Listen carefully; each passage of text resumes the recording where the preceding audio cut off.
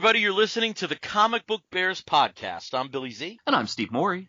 And we're back with you for one final episode of 2019. And yay hooray. And for this episode, there's a lot of interjections here from the peanut gallery. For this episode, yes, folks, you might hear the bleed of one Robert, who is my partner. I really didn't want to start this episode off this way. I really didn't. All right, back to the story. So we've not done an episode where we've just reviewed comics in quite some time. So we decided that we're going to do that for this particular episode. Well, we have, but we had the ones that were dedicated to Hoxpox, which were review episodes, but very spotlighted. So we're going back to what usually is our format. And I'm going to take 2 DC books. Steve's going to take 3 independent books. It was supposed to be 3 on my side as well, but one of the independent books that Steve chose was also the one that I chose, so that we'll talk about together. Yeah. So shows sometimes we've crossover there. You take the odd pages, I'll take the even pages, and we'll talk about that. And when we get back to you in 2020, just want to give you some previews here. We want to get back to a little normal recording schedule. So we've decided that we're going to do some specialized episodes because we've been having fun with those. So be on the lookout for a Watchmen and Doomsday Clock wrap-up episode, and also an episode where we discuss The Mandalorian and Rise of Skywalker, and that one's going to have some very special guests on it. Very special. Remarkably special. So special. Let's drop this special motif. So I don't know where you want to start, Steve, but I'm going to throw it over to you first. Tell us about a book that you're reading that you're digging.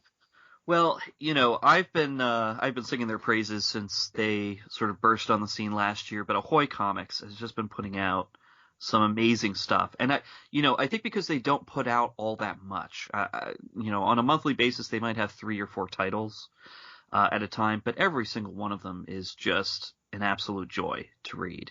Right now, they've got Edgar Allan Poe's Snifter of Terror, Season 2, quote unquote, that's been coming out. We also have The Excellent Second Coming by Mark Russell. And of course, the sequel series of a sort to The Wrong Earth, which was the series that kicked off Ahoy Comics last year, co-created by Tom Pear and Jamal Igle, which is awesome. And, I love that book. From here to eternity. That was such an amazing book. And now they've come out with the sequel series. Now, Tom Pear is still writing it, and Jamal Igle is doing the covers, which, of course, are excellent. But we do have a new artist on, and that would be Peter Krause. And then also Andy Terry with colors, and Rob Steen with lettering. Peter Krause really does have a very Jamal Igle feel to him, so it's that same, not same.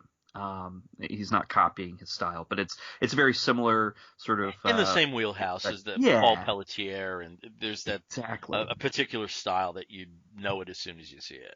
Exactly, and it fits very well in the fact, and for those of you who didn't read The Wrong Earth or hear our episode about that. Basically, it's a multiversal story of Dragonfly and Dragonflyman. So Dragonflyman and Stinger, who's the sidekick, are basically the Batman 66 versions of these characters. They live in a really, super positive, happy, goofy, non-threatening version of Earth.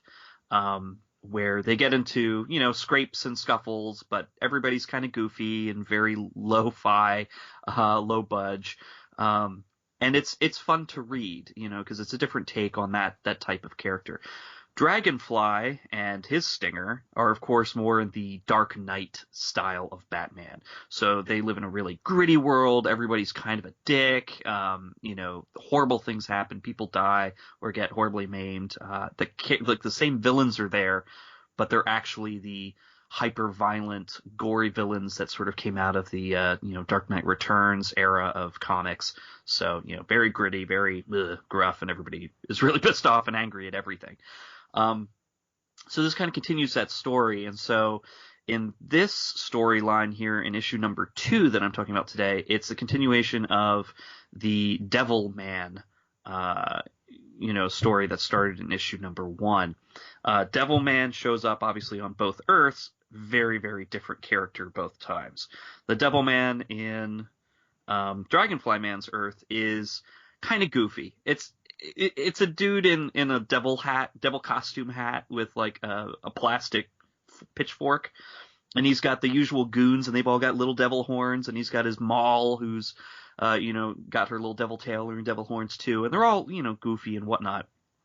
The scheme there is, of course, to from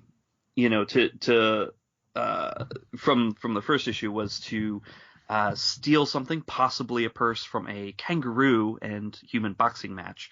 Well, it turns out that what they were stealing was not the purse, but instead a chemical from an Anzac biscuit, which is a traditional Australian, New Zealand cookie, that allows him to finish his special ray that switches the morality of people. So it's a very goofy kind of concept, very Batman, 66 kind of concept there. But of course, he points it at Dragonfly Man.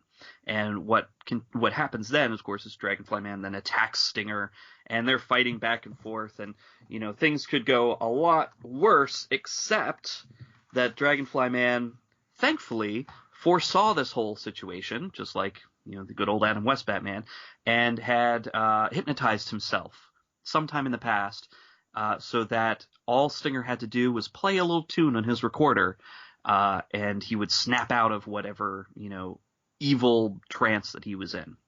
So of course Stinger, keeping his head about him, leaping around out of the way of the punches while Devil Man and his crew get away, he plays a little tune, and Dragonfly Man snaps back to himself. The interesting thing here, of course, on that, and I'll get to the Dragonfly segment of the story, because it does get interspersed. It's actually really great. It jumps back and forth, basically showing the same scene, but on 2 different Earths at the same time.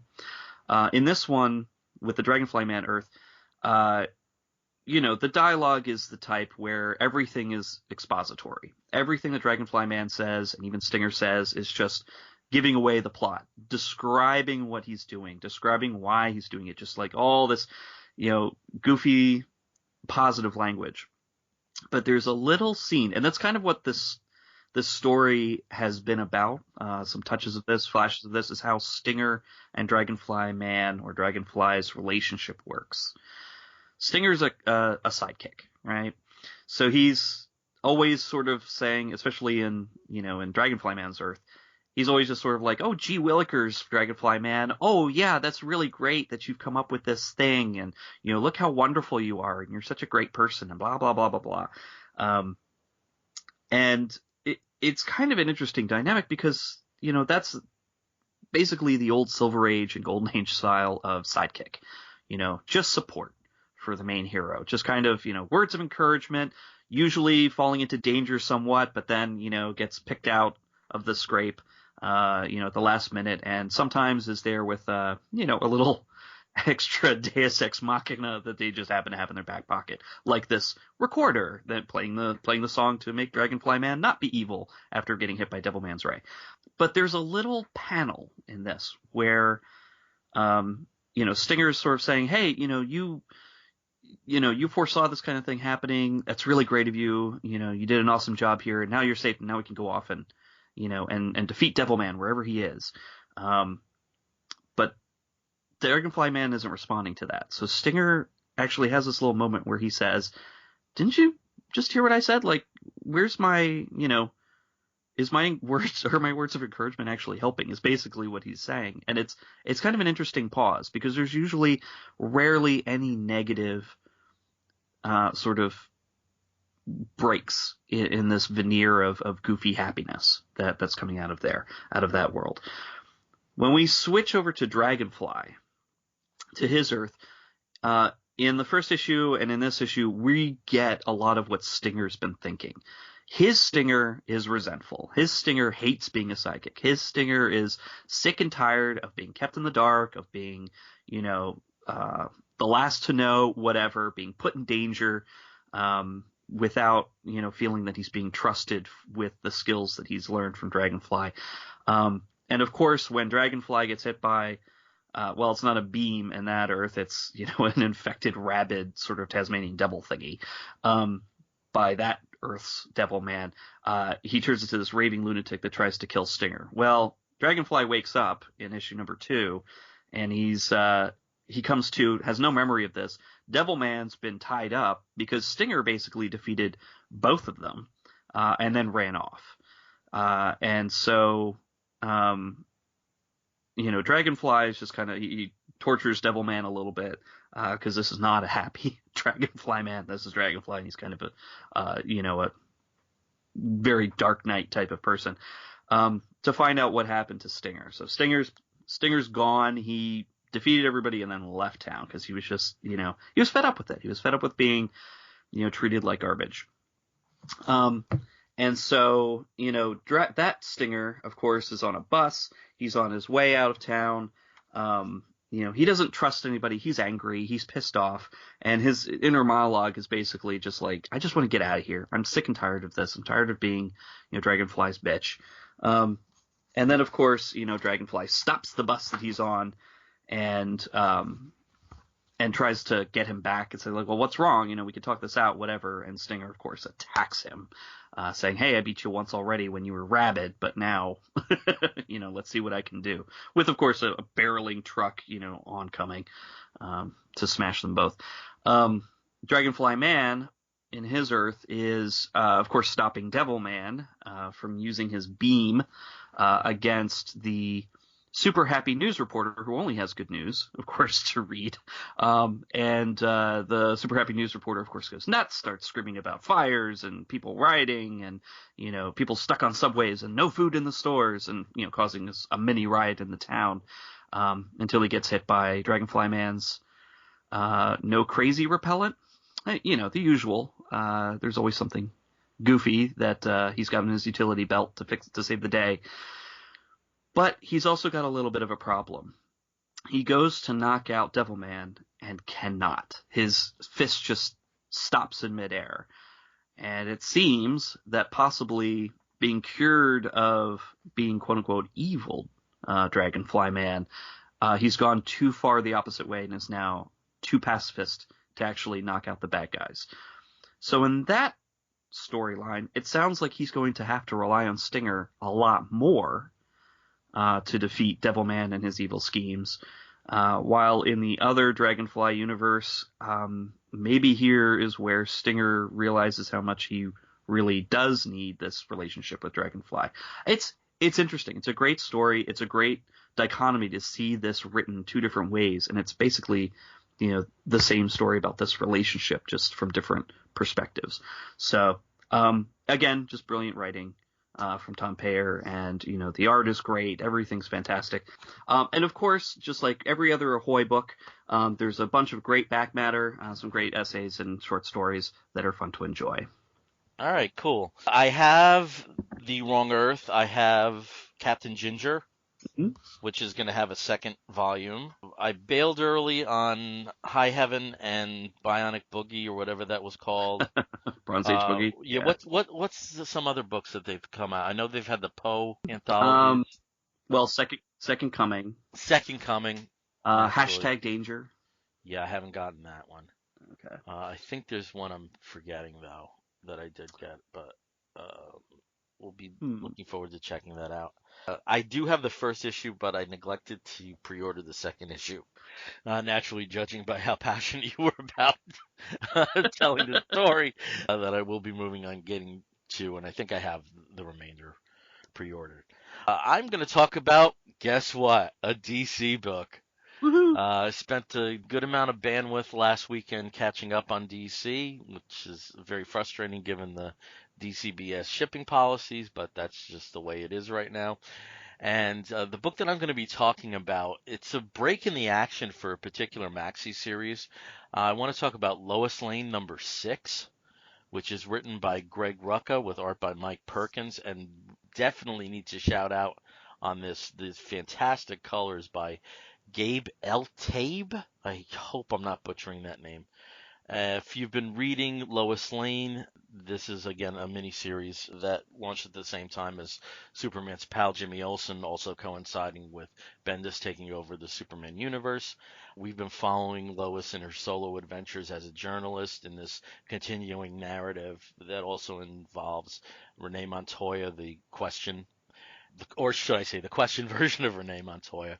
But with this, they take a break to catch up with a serious blow that took place in Lois's life in the Event Leviathan miniseries. So I'm going to throw a spoiler out there, which isn't much of a spoiler because this has been known for a couple of weeks now, but at the same token, it's very difficult to not talk about this plot point. In Event Leviathan, one of the people that died was Sam Lane, Lois's father. And this particular issue, which may as well be Event Leviathan 6.5, shows her dealing with that sea change in her life and showing that it's not easy even for the usually unflappable Lois.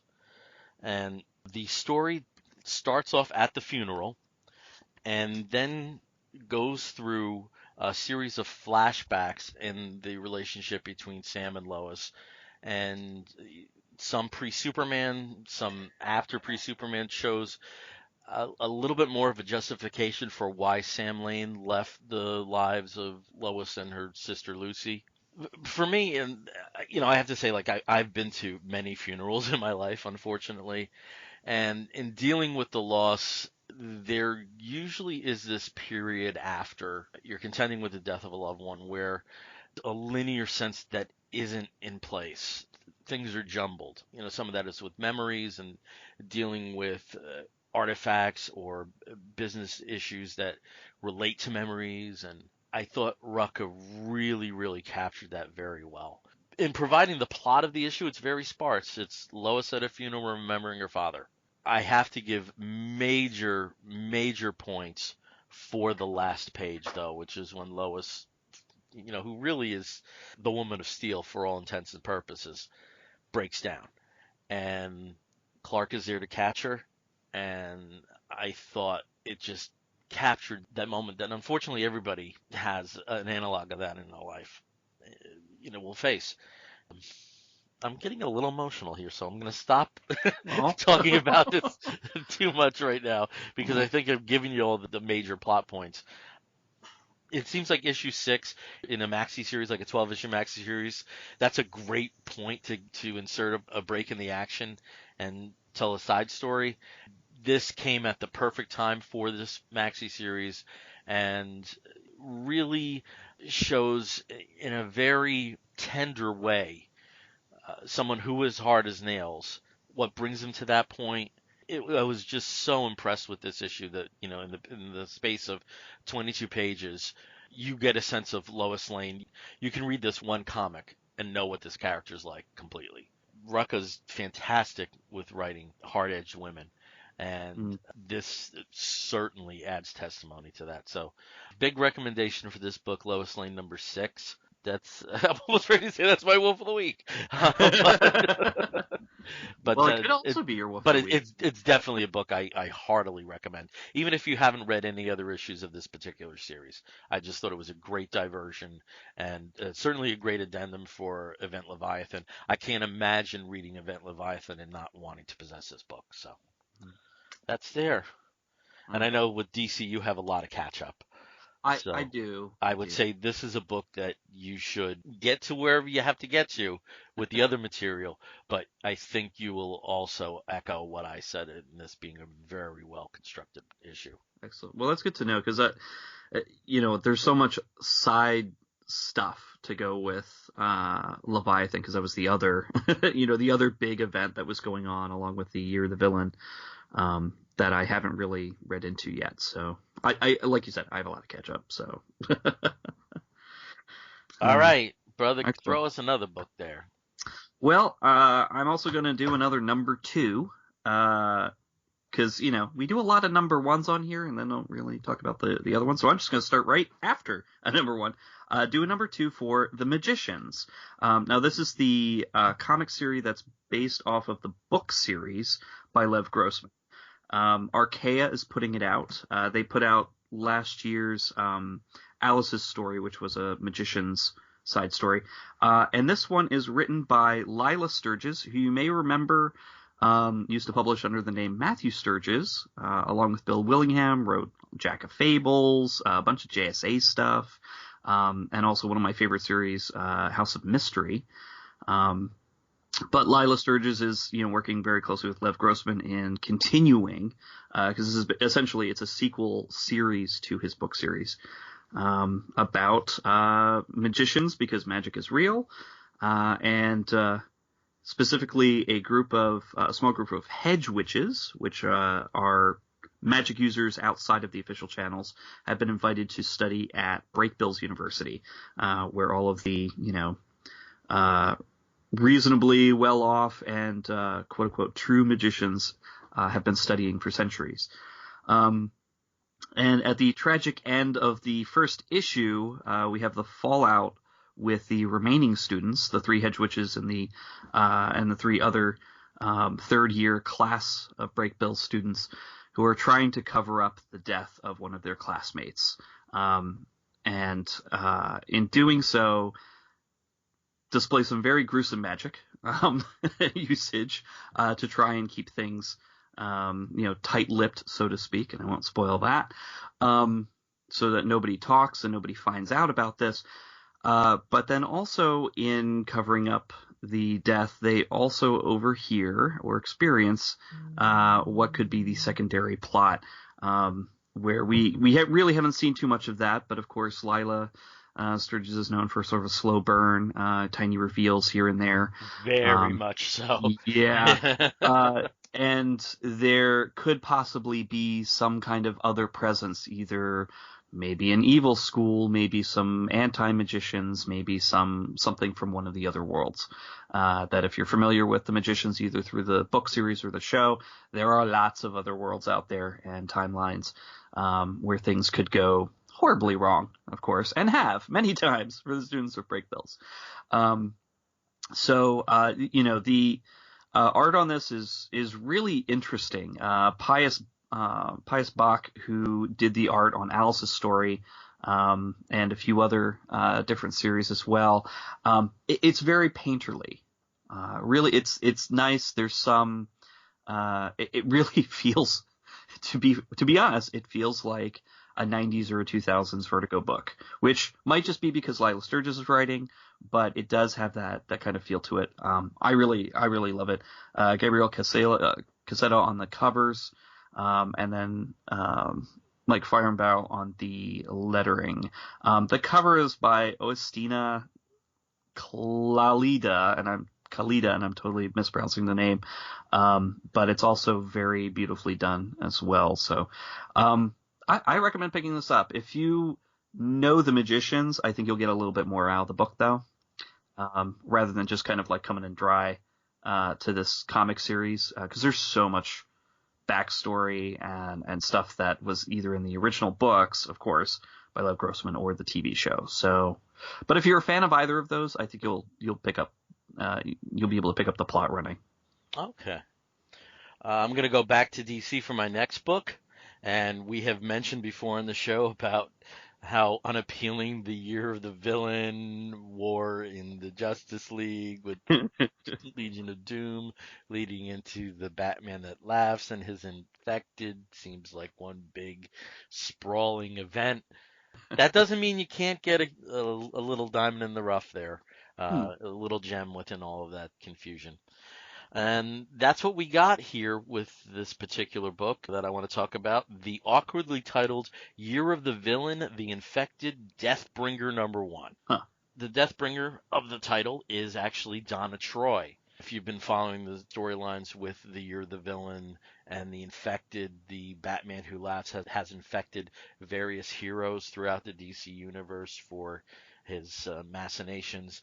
The countdown that we have so far is Commissioner Gordon, Shazam, Blue Beetle, Supergirl, and now Donna Troy.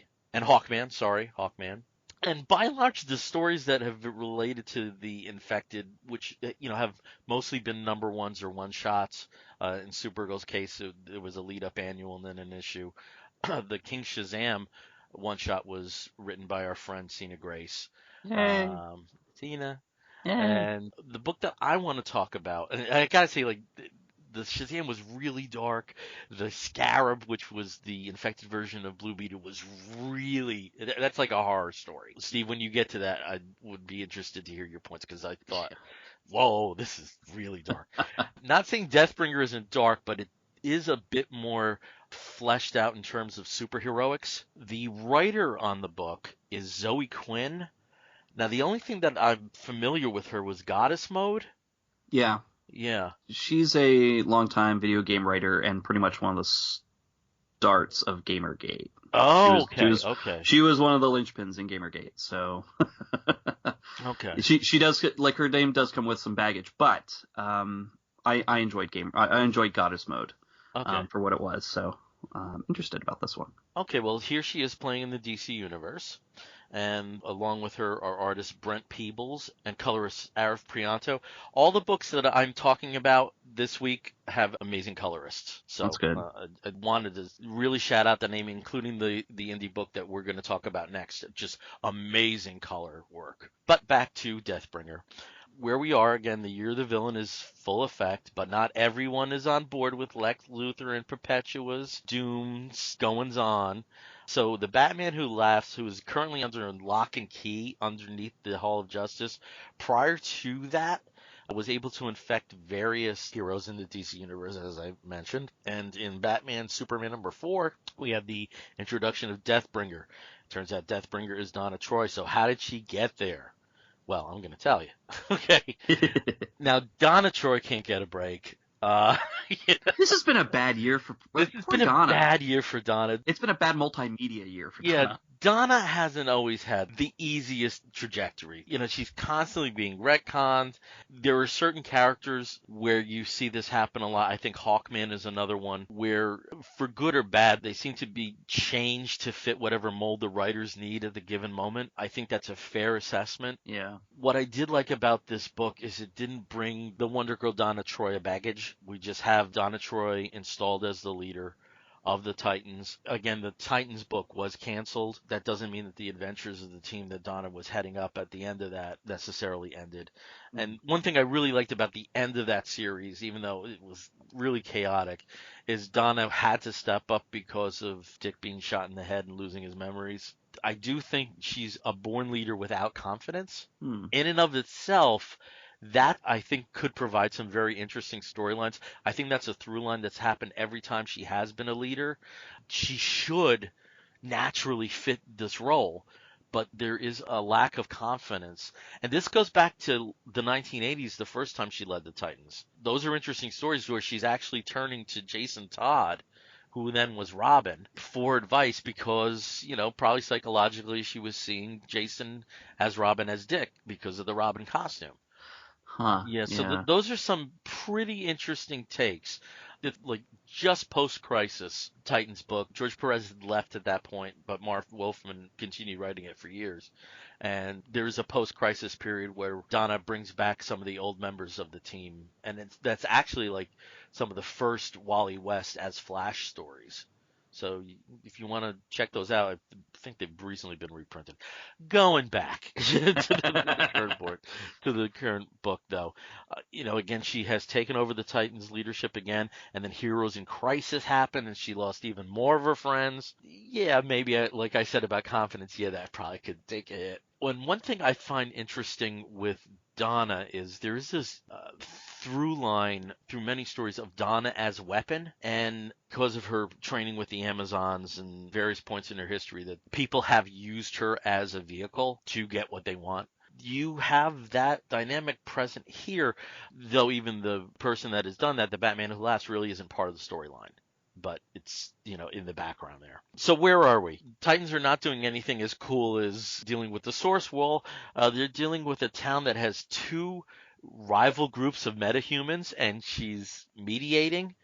And Donna's completely out of her element, and there's bickering among the Titans, which doesn't help. But you see Donna's still trying to be a good leader. She does her best to rally the Titans, does her best to stop the two meta-human parties from causing a riot. Again, where we are, we've had the Legion of Doom sign that has appeared in the skies, and people are agitated. There's various rationales behind that. So, unfortunately, I can't tell you to read one book. Just read Year of the Villain. So you get that. Yeah. There's a really nice meeting where Donna and Raven have a heart-to-heart with each other. You know, the two characters that have known each other for a long, long time. Though don't really think of Donna and Raven as tightly as you think of Donna and Starfire, that's a relationship that in real time has gone on for 35 plus years.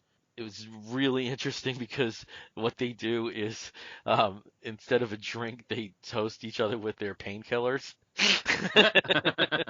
And it's a nice playful banter, and I think this was a nice moment that Zoe Quinn inserted there because it deals with such a dark and heavy version of Donna that it was nice to have that lighter moment within the story. A lot of jump cuts between the weeks after the meeting and finding that the riots still are happening because of the symbol of doom. And then you also find that someone is systematically hunting the Titans. So there's a lot going on in this issue. Again, the artist is Brett Peebles, and who does the art for this book. And while it isn't the most interesting art, he does come up with some pretty good scenes, particularly with Miss Martian. This also is a female-dominated book. You know, there's some excellent X-Men stories where the men are in the minority, and we have that here with the only stalwart Titan in place right now of the male variety being Beast Boy.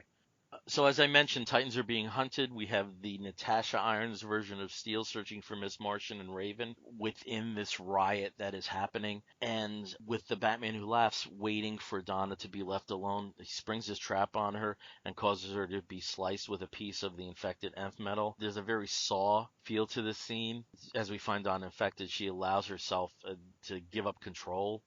And we have this fantastic double-page spread of her actions. Metaphorically, you see the many psyches of Donna from Troya to Wonder Girl, with Deathbringer standing among the bodies. For a story in a year where Donna not having a great 2019, I'm hoping her 2020, a bit more joy in it. But I did very much like this issue. The actual name of the story is Take Weapon, Point, and Destroy. And that's a very good squib to provide. So. I mean, Donna's just had a really crappy year, but this kind of Donna, and I know it's a little bit different because I know we, since they had the New 52 to Rebirth, they kind of solidified her story a little bit more. Yeah. Because in the New 52. Oh, I hated the Donna Troy in New 52. Well, because she was made of clay and had no memories and was just basically she was made as a weapon to destroy Wonder Woman. And had really no personality of her own, was just, I am lost, I must fight. It was just whatever. And then, of course, she had writing.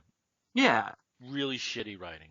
Yeah, and then she, they kind of, when they had that, the Titans storyline where their psyches and versions were merging, trying to figure out who all these people were and where their histories aligned, then, of course, she, I guess, found herself again. But that's always a problem with Donna because, like you said, she's been written so many different ways, and she's really not gotten a fair shake very often. Yeah. And this sounds like this is almost like her way of saying, like, well, if you guys are just going to use me as a weapon, well, screw you. I am. And there's a sadness to that because you do have these characters that are usually written in a bright sense, like Shazam and Supergirl, that are part of the scheme. Yeah. And with Donna, this almost feels like there's an inevitability of this being part of her storyline. Mark Waid gave Daredevil, Matt Murdock a few good days. I'm hoping there's a writer out there that can give Donna Troy a few good days there. Hopefully, maybe she just needs her own book at some point. I don't know. I don't know if she could sustain one, but I would love to see like a 6-issue miniseries that cleans stuff up for the present time. Yeah. Poor Donna. All right, let's talk about another universe. And this was a very interesting universe as far as I'm concerned. Oh, definitely. So, so we both read this one, Olympia, #1, that was written by Kurt Pyers from an idea that he worked out with his dad, Tony Pyers. And this backstory is heartbreaking. It is. Really, it is. Did you want to talk about that? Sure. While Tony Pyers, Kurt Pyrus's father was undergoing treatment for cancer, which unfortunately he passed away, I believe, in the early of 2019, before the series was realized. They would spend time while Father Tony was in the hospital bed conceiving a storyline where, again, this is a trope we've seen many, many times where comic book characters that you think are fictitious are actually real. And Kurt devised this as a method of, spending time and getting their mind off what was a harrowing situation. The one thing I really liked was this book has no business being funny, and there are really lighthearted, funny moments in here. Yeah. And wow, we're talking between Donna Troy and the dead, and Lois Lane dead. This is happy holidays. Happy holidays. Doom. Gloom. And one thing I also want to say is I love Jack Kirby tribute books that don't reek of Jack Kirby tribute. This one does that very well. It exists on a couple of different levels. It's a teen book. You can talk about this, so let's get going. But I liked it. And you're right. No, and kind of knowing the backstory, like if you just went into this and just were like, Kurt Perez, Tony Perez, yeah, cool, whatever, okay, they wrote this book, then it would still be an enjoyable read. But I think knowing kind of the backstory on this adds a different dimension to it. Absolutely. Where not just the plot, but also the way that Kurt writes his story is very. It's very much a part of sort of assessing and dealing with grief, but also, taking, like you said, there's humor in here. So there's a different aspect of grief and, in the fallout of grief, that I think he's hinting at. Now, this is only obviously the first issue that we've read, but, this miniseries, is it going to be a mini, or does he expect to continue? I believe it's solicited for 6. Yeah. But, that's also Image. Yeah. So I don't think you would be shocked if it ends at 6. I don't think you would be shocked if you see in issue 7 that it keeps going. Exactly. So at least there's going to be one trade out of this. So, reading this all together. It does seem like it's headed toward a contained storyline. Yeah. But like we said, Kurt and Tony wrote this, or conceived the idea together, and Kurt wrote. Alex Diotto is the artist here, and again, talking about a Kirby tribute book, the artwork is not necessarily Kirby, but the design definitely is. Yeah, the designs are. And you can definitely also see it in the pages of the comic book, the quote unquote comic book within the comic book pages. A very design. As I had mentioned earlier, the big shout out to D. Cuniff, who did the colors in this, because there are different color schemes for the comic book aspect and then the actual straight narrative aspect. Oh yeah.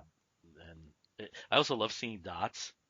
Yeah, like the 4-color, the 4-color style. Even though it's definitely more the 4 colors, but well, we're giving everything but the plot, so why don't you take care of that, Steve? And I did also want to mention Micah Myers on lettering, because I like Micah. Yeah, I like Micah's stuff. I've read his own writing, and it is nice seeing him on a book like this, because this is right up his alley. So anyway, in the plot of this, it features a young boy. Who we find out his father has died. We're not sure exactly how, but there's a lot of medications in the house that point to sort of a long-term illness. And he is a big fan of the comic book series Olympia. And at the start of the issue, he's just finishing up issue number 11, and we get to see the last couple of pages of that, where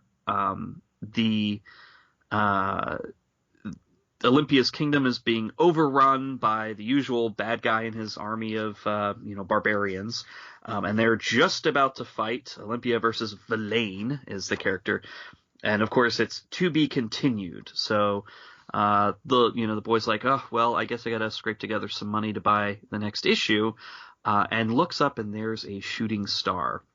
his reaction to the shooting star is more like, hey, that's kind of cool. Let's go follow that. And I think that his muted reactions the rest of the book um, are interesting, not because it's like, well, this kid's over it. He's doesn't have any really strong reactions to anything. But I think it might be talking to the fact that this kid has had an extremely tragic thing happen to him. One of the most tragic things that can happen to a young boy. And so anything else besides that, well, his emotions right now are in service of something else. And so, of course, he follows the shooting star, and what does he find? He finds Olympia himself in his 11-foot glory, passed out. Does the kid freak out? Does he go and get help? No, he's just sort of like, you know what? You wait there. I'm going to go and get some medication, get some pills from my house. I'll be back later. And ends up bringing back some hydrocodone and Vicodin and other things. To help the kid. Not getting help, not getting water, not getting anything else, but just like, here, have some painkillers because you look like you're probably knocked out pretty bad. And we know his mother stays out late, and he sneaks into the house just to make an appearance and then sneaks right back out again. At school, it's an uncomfortable time for him as well. He gets bullied, but his reactions obviously to the bullying are kind of like, who cares? This isn't, this means nothing. And even gets some helpful words of advice from a teacher there as well. And just kind of shrugs it off like, whatever, it doesn't mean anything, and goes right back to Olympia. But, it's really fascinating. I do like this story because it's not how other stories of this type have gone before. Think about, anytime you've seen this in a kid's movie or in a book where, the superhero comes out and it's just instantly like, wow, let's go on an adventure. Let's have some hijinks. Let's do all this other stuff. And that's not what happens here. The kid's like, just whatever. We got to get you back home. We'll figure out what happens. I'll read the next book and we'll see what happens. Of course, there is a battle scene, a really cool choreographed battle scene with some creatures, presumably from Olympia's world. But I don't know.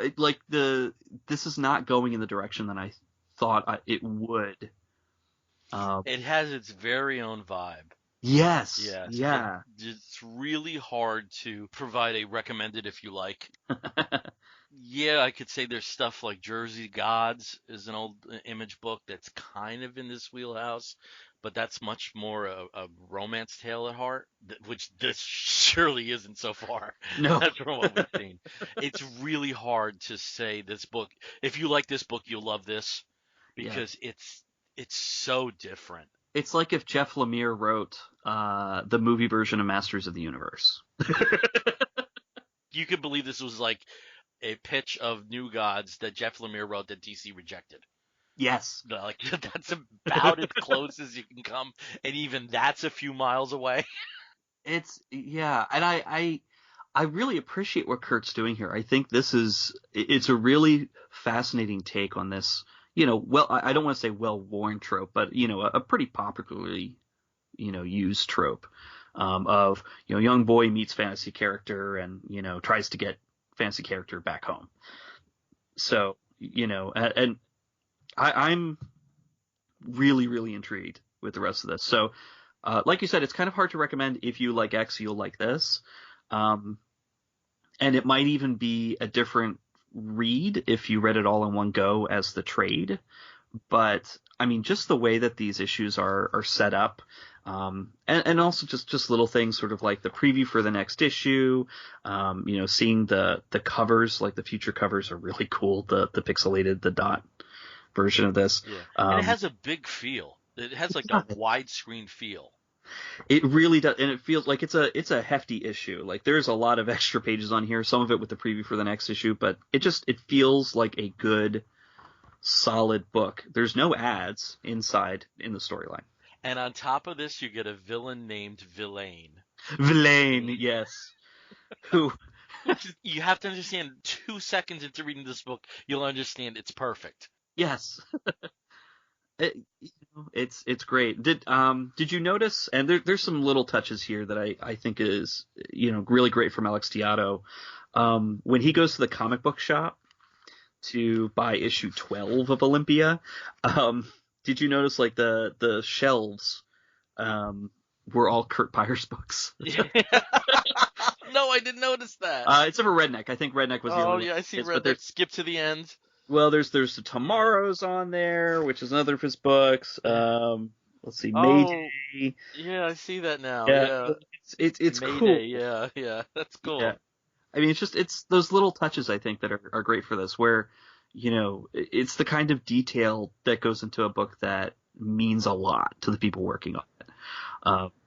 And I really enjoyed it. So I just loved having a book that put a smile on my face after the funeral on the funeral book, and Donna Troy getting shit on again. Troy having a shitty day book. Oh yeah, and it's and I think we're probably all reading, or some of us are reading the X-Men books as well, and the tones on those are all over the place. But reading a book like this where there's ambiguity to the tone, and it's purposeful. It doesn't seem like it's out of place. Yeah, I mean, honestly, we could get through whatever the issues, and issue 6 could be a heartbreaker. Oh yeah, it could go any way, but I love having a book that is an unexpected joy. Mm-hmm. I need more of those. I need more of those, and this gave me that. Lots of surprises, and I know that there was a lot of buzz several months ago when they announced Olympia, and I really haven't heard too much since. But I want to keep this in people's, people who are listening. I want to keep it in people's brains. So, look at it in single issues or wait until the trade. But I would say do yourself a favor and do the single issues. Yeah. Because if you do that, we may get more single issues and more trades than we otherwise would. You know what? True. Very true. That's the danger with Image books. Sometimes they read better all in one go, and sometimes you just really want to make sure you're reading it on a monthly basis so that it keeps going. So. All right, Olympia number 1. Woo! Woo! All right. Okay, you want to go wrap this one up then, Steve, or is there anything else you want to talk about? I think it's time to go to our woofs. I don't know about you. All right, everybody. When we end an episode of the Comic Book Bears Up, we do so with a segment we call the Woofs of the Week segment. In the bear community, when you woof at a guy or girl or rar, that's a sign that you find them attractive. And we do a counterpoint here. When we provide a Woof of the Week, we are signaling to you that this comic book or film or TV program or charitable initiative or whatever we're talking about may be something that you would enjoy. So I'm going to start with you there, Steve. Steve, what is your Woof of the Week? My Woof of the Week is, like always, a TV show. This one is the latest DC Universe original show. We may have talked about this briefly before in the past, but now that it's on its 4th episode, I think, Harley Quinn is definitely the animated show that I kind of needed at this time of year. Rick and Morty did come back, and that of course is always fun in a way, but I think Harley Quinn shows up without the baggage. And it, of course, is ridiculous. It's crazy. Yes, they swear up and down. The violence is pretty dialed up. But the heart of the show is the humor and the goofiness. And there's a kind of joy in the characters that really brings a smile to my face every single week. There's cleverness, and there was a big controversy a couple weeks ago about how they bleeped out a word, and like they don't bleep out anything. They say fuck all the time, but they bleeped out the C word. And there are all these articles on like Comic Book Resources and Newsarama. It's like, oh well, I guess they couldn't go there. That was too much. And I'm like, no. If you watch the episode, it's perfect that they bleeped it out because of how everyone reacts to it being uttered. And it's Dr. Psycho calls Wonder Woman the C word. and the world stops, literally. Literally stops. Literally stops. And it's hilarious, and the story itself is unimportant, but really, just know that it's Harley living with Poison Ivy, trying to get out from under the shadow of being the Joker's ex-girlfriend. So she tries to go and do some heists, and they always go wrong. She tries to put together a crew of villains, and of course, it's a disaster, a hilarious disaster, but it's a disaster nonetheless. It features King Shark as a nerd. A computer nerd who's really into hacking, and also Robin, the best version of Damian Wayne that I think I've seen on animated, because not only is he full of himself, I've been trained by the best assassins the world ever had from birth. He's also a whiny little bitch, and he's such a little kid calling for daddy, and it's just so funny in the context of the show. So I recommend it. It's it's 4 episodes out. I believe there's a total of 12 or 13. I think 13 for the season. They're released weekly on DC Universe, and will probably be, for those of us who are out of the US, will probably be on Netflix as soon as February or March rolls around for people who are outside the US. So I recommend it. My favorite character on Harley Quinn is Frank. Is Frank the potted plant? Yes. Yes. I do everything alone without my crew. Yeah, whatever. Whatever, Ivy. Frank is the best. Frank is my favorite. And poor Kite Man. Did he mention me? Not that it's important. There might be some kite-related activities. Yeah. I don't know. We were saying with Olympia, that there really isn't anything to compare it to. Harley Quinn kind of is in that bucket, at least for comic book stuff. Oh, yeah. I mean, it's wonderful. Yours is more current. Mine's a bit more antiquated.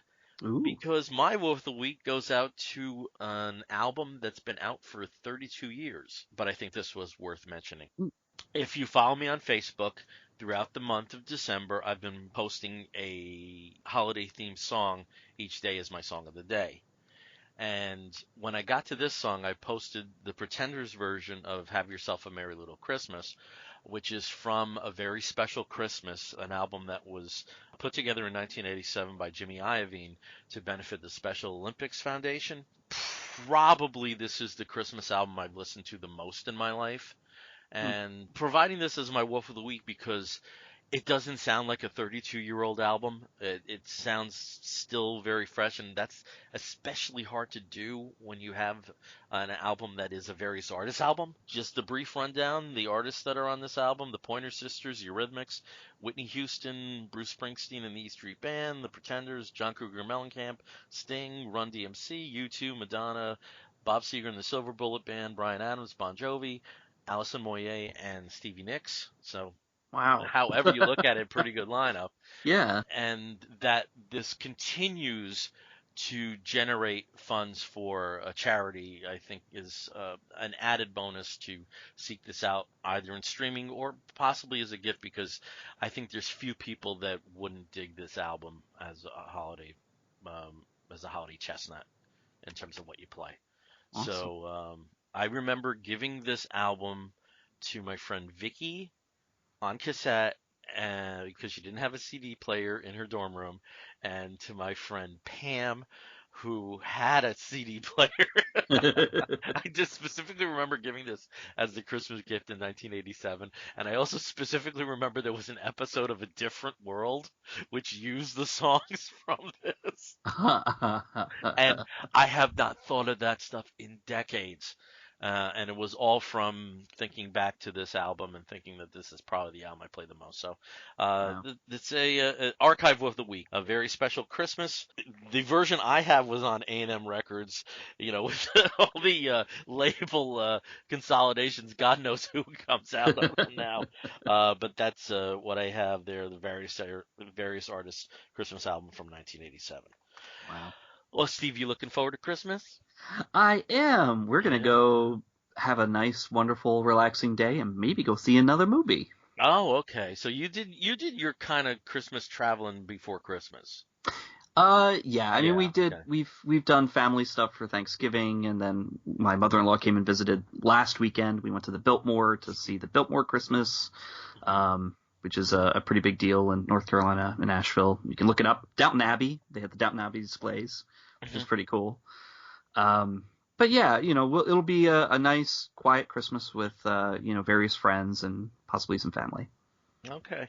Well, we're actually traveling on Christmas Day up to New England, Ooh. and then back here. Always have the big New Year's Eve party that my friend Sharon throws. So, looking forward to that, like I do every year. It's nice to have a New Year's Eve party that's almost in your town. It's not a big travel. And then, we traditionally also get together the next day when people are, dealing with their hangovers, or those of us who are smart are not. And in Philadelphia, they have the Mummers Parade. Oh, Which yeah. had that terrible history of racism, but it still is can be a very enjoyable watch. And It is fascinating. yeah, it's really hard to describe. Like this is like Olympia, like Yes. Harley Quinn. It's hard to describe the Mummers Parade.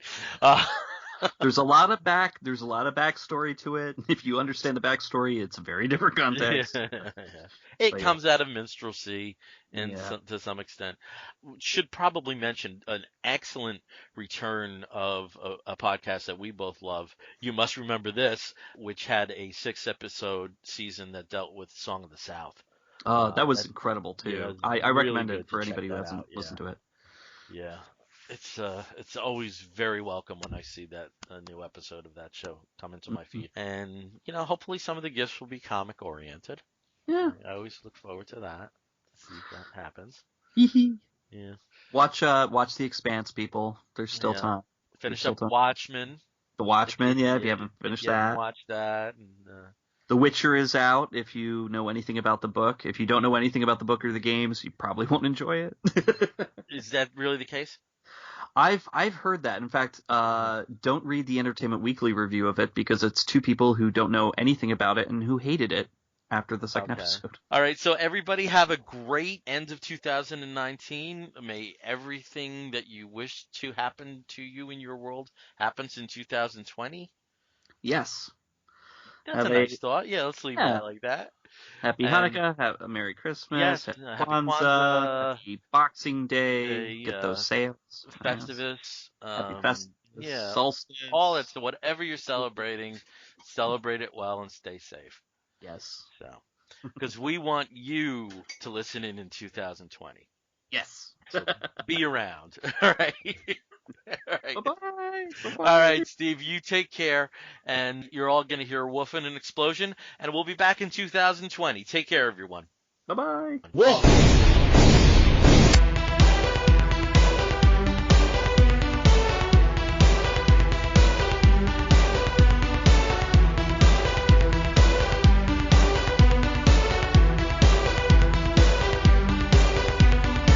Make your escape, you're my own papillon. The world turns too fast, feel love before it's gone. It kicks like a sleep twitch.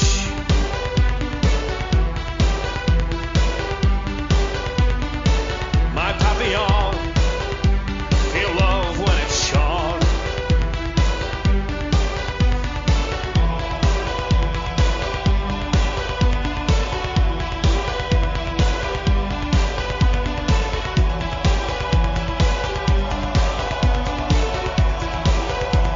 It kicks like a sleep twitch.